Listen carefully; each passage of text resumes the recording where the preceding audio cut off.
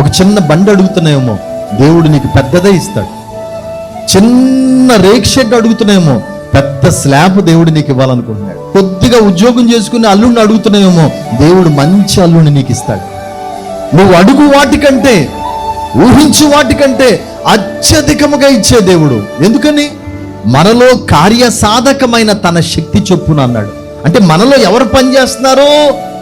దేవుని శక్తి పనిచేస్తుంది, దేవుని అభిషేకం పనిచేస్తుంది, దేవుని బలం పనిచేస్తుంది. కాబట్టి నువ్వు కొంచెం అడిగితే ఆ బలం ఏం చేస్తుందంటే ఎక్కువ ఇవ్వాలనుకుంటుంది.